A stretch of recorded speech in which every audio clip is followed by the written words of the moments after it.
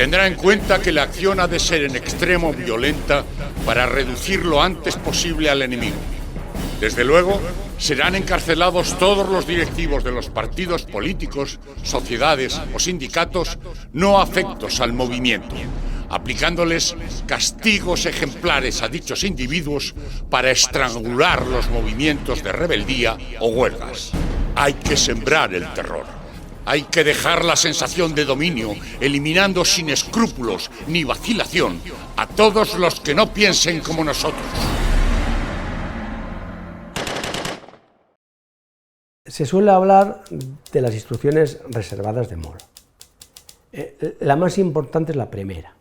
Se suele siempre citar pues el elemento ese que hace referencia a la necesidad de la labor represiva después de la realización del golpe de Estado. Pero esa primera instrucción reservada tiene sobre todo una gran importancia desde un punto de vista organizativo, porque organiza la conspiración en dos planos, diferenciando lo que es el plano civil y diferenciando el plano militar. Y en el plano civil, esa organización de la conspiración da pie a la entrada de elementos civiles en todas las provincias en las que la conspiración fuera apoyada. Yendo al caso específico de Pamplona, los falangistas siempre estuvieron de acuerdo y siempre brindaron su apoyo a Mola. Desde los primeros momentos viajan aquí falangistas importantes que le comunican a Mola que puede contar absolutamente con ello. Bueno, pues esas reuniones se celebran en abril, mayo, junio, de forma repetida, y no hay ningún pero, siempre se garantiza por parte de la Falange su absoluta disponibilidad. Por parte del elemento civil carlista, hay aquí, yo discrepo de las tesis habituales. Siempre se ha hablado y se ha hecho mucho hincapié en las discrepancias de Mola con lo que era la dirección carlista a nivel estatal. Pero claro, Mola fue sumamente inteligente y desde el primer momento supo emplear un atajo que fue el de contar con los elementos carlistas de aquí que se posicionaron desde muy tempranamente a favor de la participación plena en la conspiración, apoyándole y además brindándole todo su apoyo.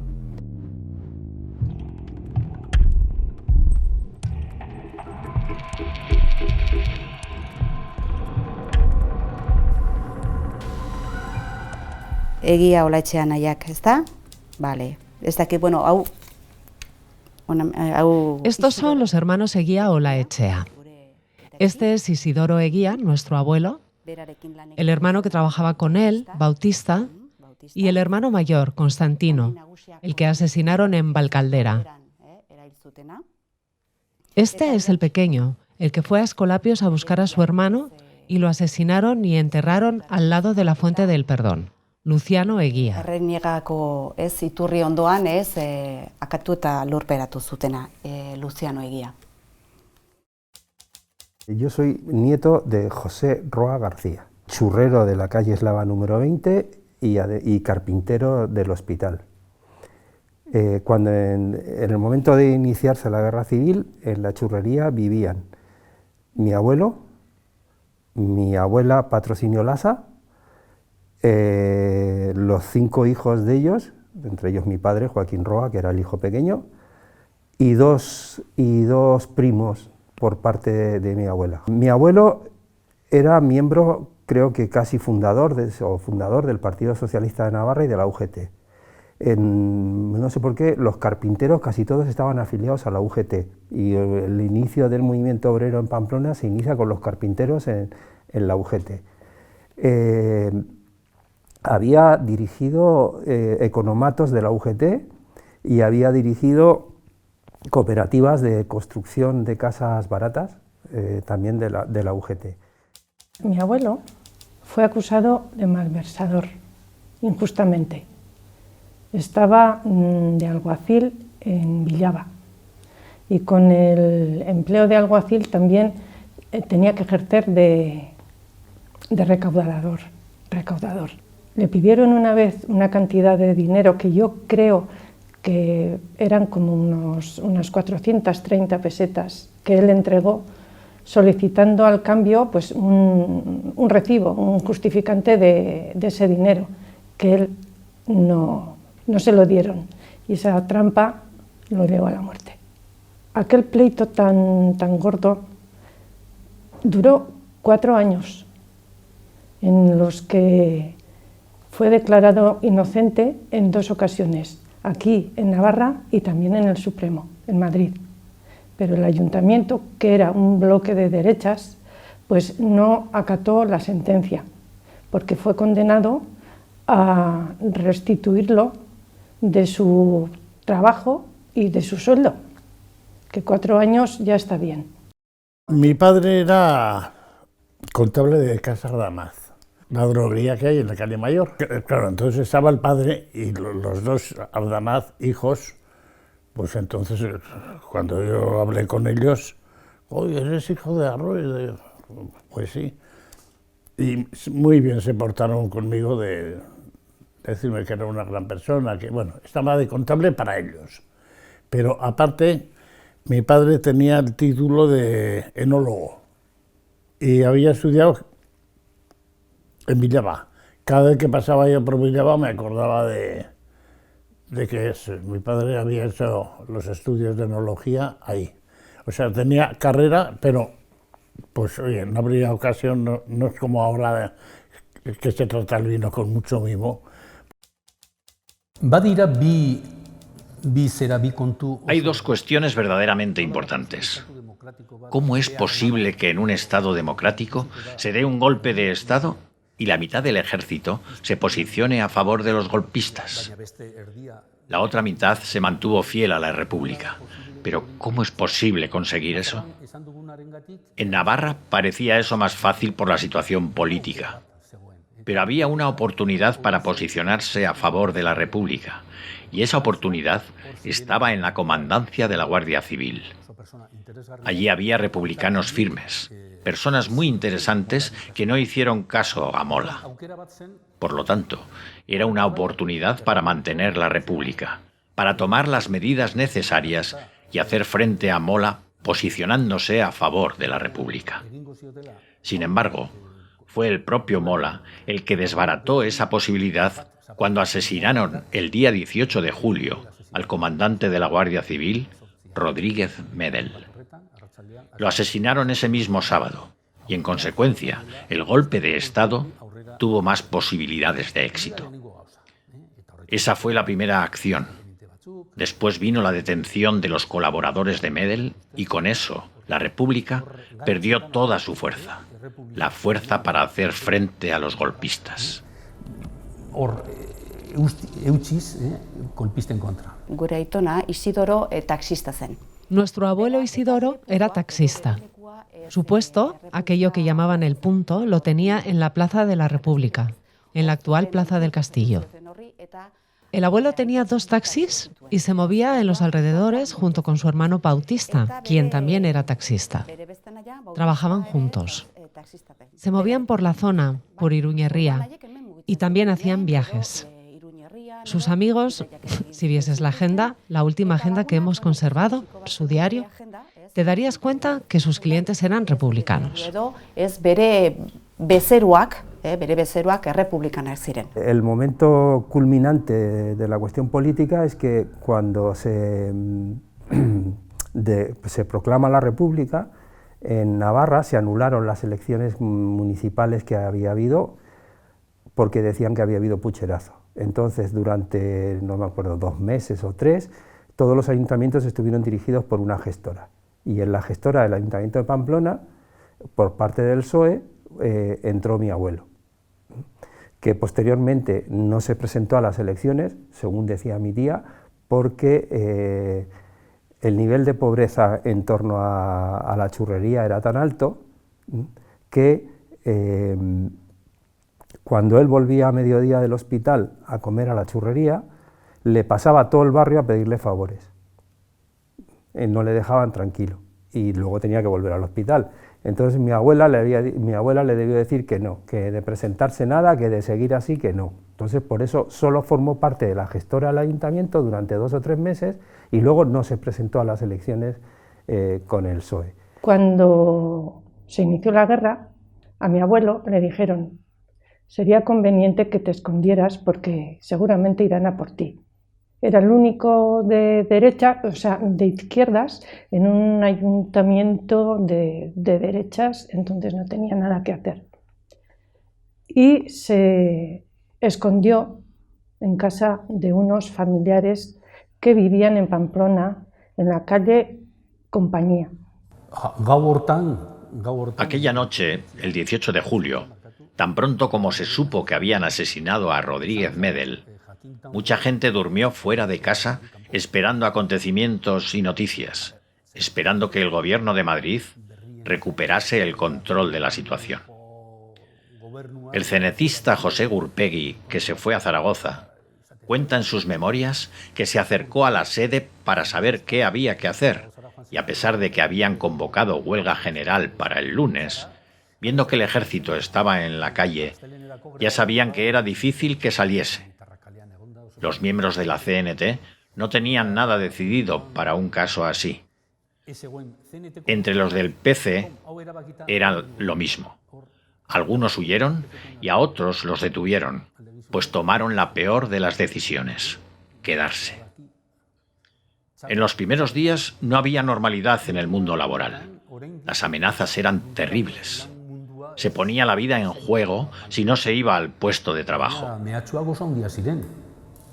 Pertsona bat bere lantokira ez joateagatik, bagian bere bizitza jokatzen zuela, jokoan jartzen zuela.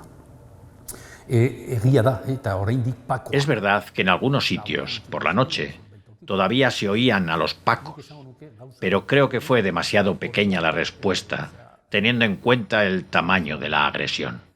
Se hizo poco, seguramente porque no se podía hacer más. Cuando se da el golpe militar el 18 de julio del 36, en principio, si no tengo mala información, podría haberse ido. Dos hermanos que luego van a tener protagonismo con mi tío Luis, los hermanos Goñi, uno de ellos director del Hospital de Navarra, le dicen que se vaya, que hay que irse, y él dice que no, que tiene 5 hijos y que no se va. Y bueno, el 19 de julio, al día siguiente, le detienen, está una semana en la cárcel de Pamplona y a la semana le suben al fuerte de San Cristóbal en calidad de preso gubernativo, lo cual hace que no haya ninguna historia de él, de la permanencia ni en la cárcel ni en el fuerte. Lo cogieron en el trabajo. Fue a trabajar un día y no volvió a casa. Por lo visto, según las pocas conversaciones que había en mi casa, había algún interesado en el puesto de trabajo. Fue el que lo denunció y claro, si era carlista o era falangista, no lo sé. Más que lo cogieron y lo metieron a la cárcel. Tuvo noticia de que el día 20 de julio fue detenida su hija mayor, Margarita. Entonces, claro, el hombre ya no podía estar. Y el día 22 salió para interesarse qué había pasado. Se fue a la calle Curia, a una tiendecica, y allí se compró unas alpargatas. Y cuando salía de comprar las alpargatas, subía un camión de requetés que lo conocieron, y entonces lo subieron al camión. Y maniatado, lo pasearon por todas las calles de Villava, con la coincidencia de que en la calle estaba uno de sus chicos, de sus hijos, que fue a casa y le dijo a mi abuela: mamá, han detenido al papá, lo he visto atadico y seguramente lo llevarán a la cárcel. Tomaron las sedes, desorganizaron las estructuras, las ocuparon para sus partidarios, cerraron periódicos, quemaron archivos. En Iruña algo se quemó, sin embargo, menos que en otros sitios, pero se incautaron de todo, absolutamente todo. Es verdad que los militares utilizaron toda esa información para ir detrás de la gente. En otros lugares entraban en las casas del pueblo, por ejemplo, y quemaban todo lo que se encontraban. Aquí incautaron muchas cosas. Eso lo contaba Francisco Uranga, dirigente de Falange. Francisco Uranga Galdeano. Francisco Urangak kontatuta. Bera zen Falangeko buruzagia. Francisco Uranga Galdeano.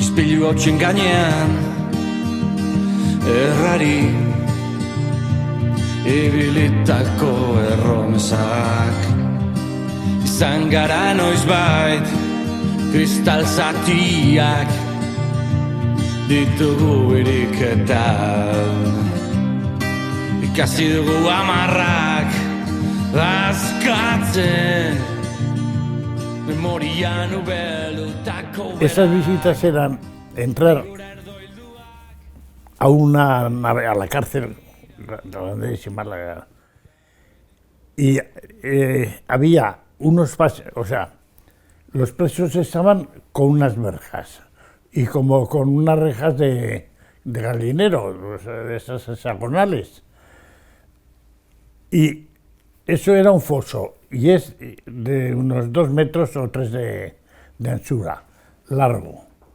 Y ahí entrábamos, a este lado entrábamos las visitas y tenías que estar hablando con tu padre de lejos, pues los 2,5 metros o 3 metros que tenía aquel foso. Y yo tengo idea de que una vez me pasaron para que le diese un beso a mi padre. Lo demás, nada, o sea, los familiares totalmente prohibido, vamos, prohibido. ¿Por dónde ibas a pasar? Sí, porque claro, te he hablado de la verja que había metálica, con una red metálica también en el lado de los presos, pero es que en el lado de los visitantes lo mismo. O sea, ahí, aunque colasen una pistola, era imposible hacer nada, porque tenías reja a los 2 lados. Todos a gritos, todos a gritos. Era eso, no sé, 20 o 25 metros de pasillo, vamos, pasillo, de ese foso que te digo que estaba a la misma altura, ni tenía agua ni nada, a la misma altura, pero a gritos te tenías que entender. Y claro, los días que te daban permiso para poderlo visitar. No había empleados en la cárcel. No había carceleros, no había. Eran los carlistas y eran los falangistas. Ya uztailaren 9 Para el 9 de julio ya habían detenido al hermano mayor, Constantino Eguía. No sabemos dónde, seguramente lo detuvieron de camino al trabajo y lo llevaron a la cárcel provincial. Constantino está entre las víctimas de la matanza del 13 de agosto, en Balcaldera. Constantino, abuztuaren 13an, Balkalderako sarraskiak oso ezaguna den sarraski horretan, pues hoien artean zegoen, biktima hoien artean zegoen. Gure aitatxi, Isidoro, hori gertatu zela. En el caso de nuestro abuelo Isidoro sabemos lo que ocurrió. Tan pronto como lo detuvieron, ¿qué hicieron sus padres? Fueron a buscar a un vecino. Se acercaron a la casa donde vivía la familia Añoveros. Eran vecinos y además nuestra bisabuela y la madre de Antonio Añoveros eran parientes. Gure biramatxi eta Antonio Añoverosen ama zenideak ziren, parente ziren. Orduan laguntzezke. Fueron a pedir ayuda, pero les dijeron que no eran buenos tiempos y que no podían indisponerse. ¿Qué pasó después? Ahí tenemos lo ocurrido en Balcaldera, lo ocurrido en la matanza. Entre los curas que participaron estaba nuestro Antonio Añoveros. Zarrazkian, hor gertatu zena, apaiz horien artean, hor justo gure Antonio Añoveros hor zegoen. Bigarren asunto da, bigarren kontua. La segunda cuestión es que era un golpe de Estado, no una guerra civil. Los golpistas pensaban que en el plazo de 6, 8 o 10 días, las estructuras más importantes del Estado, los centros de poder, los iban a tener bajo control. Pero el golpe fracasó. A los 3, 4, 6 días queda claro que Madrid no ha caído, que no han tomado Barcelona, Valencia tampoco, ni siquiera Bilbo. Y ahora viene lo que viene. ¿Qué hacer? ¿Retirarse o tirar para adelante? ¿Continuaremos con algo que no es un golpe de Estado o no? La decisión es terrible. Vamos a una guerra civil. Esos son los responsables. Mola y sus colaboradores. Dira erantzuleak. Molak eta berarekin ibiltzen zirenak. Orduan Molak garbi zuen estatu kolpea. Mola tenía claro que una vez fracasado el golpe, para evitar que la gente se le echase encima, debía utilizar violencia extrema. Pensaba utilizar la violencia como arma o herramienta política, y eso fue lo que hizo. A pesar de que en Navarra no hubo guerra civil y de que aquí sí triunfó el golpe, inició una matanza para acabar con los enemigos interiores. Mis enemigos son aquellos que no son mis amigos. Era igual que fuesen moderados del PNV, republicanos de izquierda, los cuales eran muy moderados. Es igual. Surgen organizaciones de otra clase, supeditados al ejército, y comienzan a imponer su ley. En Navarra, y especialmente en Iruña, la limpieza política fue terrible. Mataron y mataron. Algunos pensaban que como no habían hecho nada, nada les iba a pasar, porque solo habían dado su voto al Frente Popular en las elecciones. Sin embargo, mataron hasta a esos. Hay detenciones, hay malos tratos. En algunas ocasiones, la gente desaparecía o huía. Esto es el imperio del terror. Asesinatu. Egiten du oraindik, baina eguzkia atera da.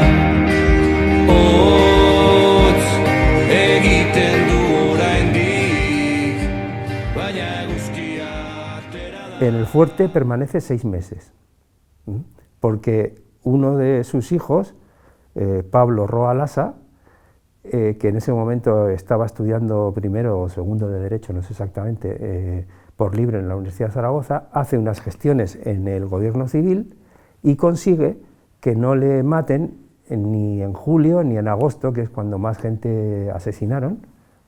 De esas se libra, pero en enero del 37, además a él solo, le sacan una mañana del fuerte, como siempre diciéndole que está libre, y le llevan al paraje de las Tres Cruces de Ibero y allí le asesinan. Lo llevaron a la cárcel de Pamplona, como te digo, el día 22 de julio, y allí estuvo detenido hasta el día 26 de noviembre, que fue cuando lo asesinaron. Tenemos un documento en el que consta que su estancia allí fue de 4 meses y 4 días. Y el día 26 figura como excarcelado. Pero claro, excarcelado, esa no es la palabra, porque se ve que él, sabedor de que lo iban a matar, se resistió a subir al camión y lo asesinaron en la misma puerta de la cárcel. Lo meten a la cárcel y está desde septiembre del 36 hasta el 9 de marzo del 37, onomástica de mi madre.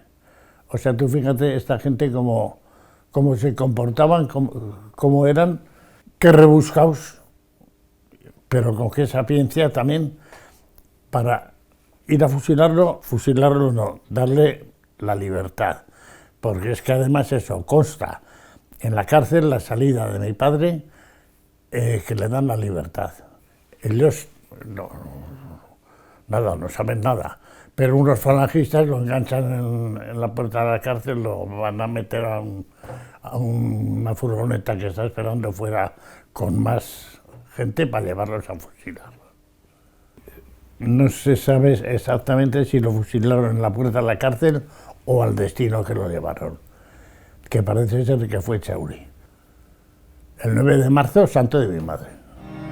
Argia matatu, leioak zabaldu, zugandiak ere atera dira.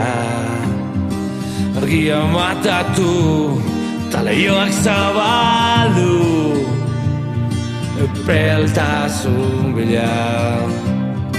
Trenbidearen beste aldean zain ditugu goldatu beharreko lurrak, gura erdoilduak besterik ez dira.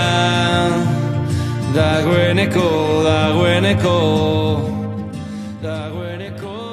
Irailaren 18 ostiral batean arratsaldean. El 18 de septiembre, viernes, por la tarde, con el taxi aparcado y mientras echaba la siesta, vinieron 4 hombres en su busca. 2 eran falangistas y los otros 2 carlistas. Uno era conocido, Castillo se llamaba, vivía en la calle Zapatería. Vinieron diciendo que tenía que hacer una sencilla declaración y que volvería enseguida. Sin embargo, su madre, desde el momento en que los vio en la puerta, supo qué era lo que iba a pasar. Lo llevaron a Escolapios y al ver que al día siguiente no volvía, que no lo dejaban libre, el tercer hermano fue en su busca. Era sábado a la mañana cuando llegó a Escolapios. Preguntó qué rayos había pasado con su hermano. Y ya no lo vimos más. Sartu eta handik ja ez zen atera. Bizirik bai, baina ja geroztik ez zuten ikusi. Normalmente no los asesinaban en fin de semana. Eso dicen al menos.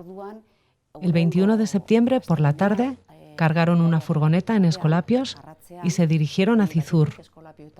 Pasaron por Fuente del Hierro y desde allí, a través de Iturrama, se dirigieron a Cizur. Abiatu ziren, ez? Fuente del Hierro kaletin barna, hor Iturraman barna, hor Zizurreraino abiatu ziren. Han ze gertatu zen, bueno, pues bi kotxez, hurbildu ziren. ¿Qué ocurrió ahí? 2 coches se acercaron a Galar por la carretera vieja. A día de hoy no existe esa carretera, es un paseo.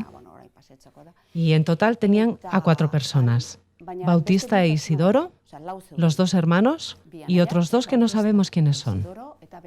Los sacaron del coche, los pusieron delante de los focos del coche, los insultaron, los golpearon, se rieron de ellos y al final los asesinaron. Pues bueno, liraindu eta jipoitu eta trufaka ibili ondoren, pues jata akabatu zituzten. Era lo más seguro que estuviera en Ibero por 2 hechos. Uno, porque los asesinos se iban después de matarlos a merendar al molino de Ibero, donde no debían ser bien recibidos, pero se iban a merendar allí y allí comentaban lo que habían hecho y habían hecho comentarios.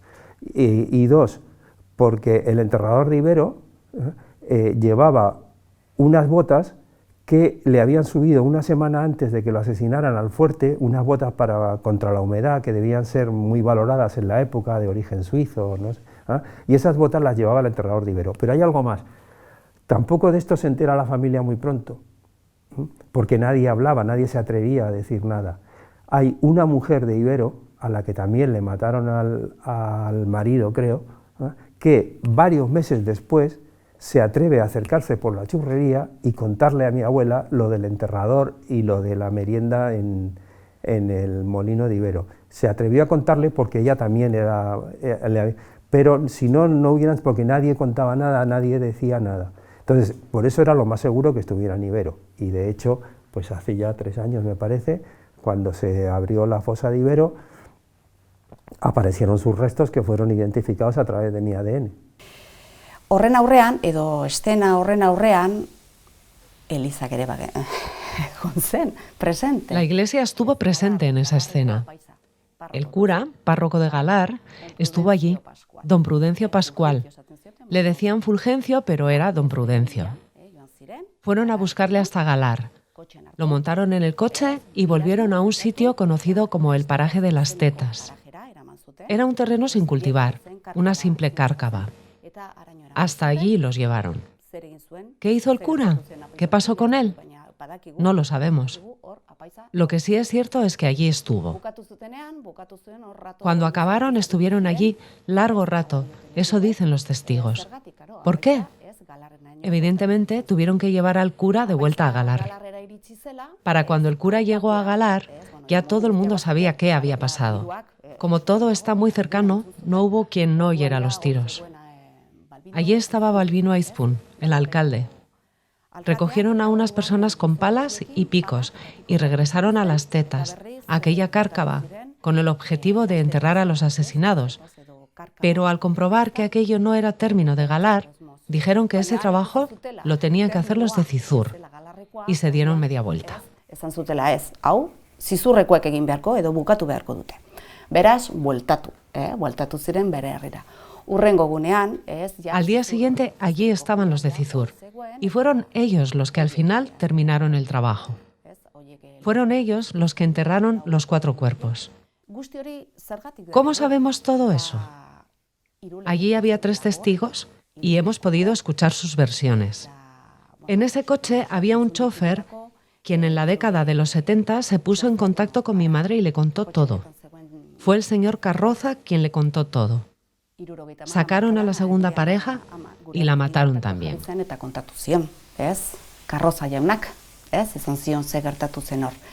Orduan, bueno, pues ja bigarren bikotea, ez? Atera zuten hortik eta akabatu zituzten. Egiten du oraindik, baina eguzkia atera da. Egiten du oraindik, baina eguzkia atera da. Todas las ocupaciones que se basaron a fin de cuentas en la clasificación de la población de las ciudades tomadas en amigos o enemigos, en afectos o desafectos, a partir de numerosa información y documentación incautada, era la misma que han solido llevar a cabo los ejércitos de ocupación. Los ejércitos de ocupación de diferentes países cuando toman un país diferente al suyo. Por ejemplo, la Alemania nazi, cuando tomaba todos los países que invadió, etcétera, etcétera. Estaríamos, pues en el caso de Navarra, que estaríamos ante una limpieza política, con unos encarcelamientos masivos que a su vez dieron lugar a las ejecuciones extrajudiciales de muchos de los encarcelados en sacas, a menudo pues, nocturnas, y que eran posibilitadas por la posesión de numerosa información acerca de los elementos represaliables, y todo ello respondiendo a una lógica de un ejército de ocupación, si bien en este caso era un ejército de ocupación formado por autoridades militares españolas sobre una provincia, también del propio Estado, auxiliada con elementos civiles que tenían sus propios servicios de información y que respondían también a esa misma lógica de ejército de ocupación sobre la misma tierra y sobre los mismos vecinos de los que ellos a fin de cuentas eran, por decir así, compatriotas. Hiltzaileak ez ziren kanpotik etorri. Los asesinos no vinieron de fuera. Los asesinos no fueron guardias civiles ni militares. Los verdugos eran de Iruña, unos tipos de Chabacoiz y otros de Iruña. Se conocían entre ellos. Mi abuelo y su hermano eran conocidos de ellos y sabemos que no los mataron enseguida. Tomaron su tiempo para disfrutar de lo que estaban haciendo. Badakigu hori, ez entita batean igan zan, ez? Aritu zirela ratotxo batez, disfrutatzen, ez? Eta zergatik dakigu... ¿Cómo sabemos eso? Un sirviente que vivía en la casa del alcalde estaba trabajando con otro chaval en una pieza de al lado y pudieron verlo todo. Cuando vieron que venían los coches, ya se lo imaginaron todo. La gente de Cizur ya lo sabía. En aquel tiempo había pocos coches y cuando se acercaba un coche por la noche, ya sabían qué es lo que iba a pasar. Ikusi zutenean ja bazekiten. Claro, Zizurko jendeak badaki. Kotxe gutxi mugitzen ziren, momentuan, eta mugitzen zirenean eta batez ere gauez, haiek ja bazekiten zer zetorren, ezta? Orduan, eskerrak duela 4 edo 5 urte. Menos mal que hace 4 o 5 años nos juntamos con este testigo y nos contó todo. Nosotros ya lo sabíamos porque el chofer nos lo había contado con detalle, Las dos historias coinciden completamente. Recuperamos algún detalle más, ese dato que no conocíamos y que da más luz a lo ocurrido. Ahora sabemos que el sobrino del alcalde de Cizur estaba allí. Nicolás Oroz estaba allí. Al día de hoy es canónigo. Gaur egun kanonikoa dena. Fascistek Iruñan antolatu zuten bigarren... Los fascistas organizaron en Iruña el golpe de Estado contra la Segunda República. Esto no salió gratis para Iruña. Ciertamente, aquí asesinaron a más de 300 personas. En este primer capítulo, dedicado a lo ocurrido en la capital de Navarra, hemos hablado fundamentalmente de lo ocurrido con las personas asesinadas. Sin embargo, en la segunda entrega analizaremos las consecuencias de la represión y de los asesinatos en sus familias y entorno cercano. Vivir la adolescencia y la juventud en una ciudad que está gobernada por quienes han matado a tu padre, que eres un poco el hijo del rojo. Bere Andrea, bere bi semekin. Cómo sacaban a pasear a la mujer de su hijo, con los hijos de esta, a la calle de la Merced. Otras veces los tenían por tejería arriba y abajo en la calle, acompañados de música. Y no solo a ella, hacían lo mismo con otras viudas. Enseguida comenzaron las burlas y los insultos contra esa familia. Detenciones y malos tratos también hubo. En algunos casos, la gente desapareció o huyó. Esto era el imperio del terror. Beldurraren imperioa. Había muchas familias represaliadas que estaban pues en la misma situación, y entre ellos la verdad es que se apoyaban. Y no sé, en una situación así, si tienes a alguien con quien llorar... Nos inoculó tal miedo y tal terror que incluso en la mayoría de las familias de esos izquierdistas, los que vivieron aquella época tuvieron miedo de transmitir todo aquello a sus propios familiares.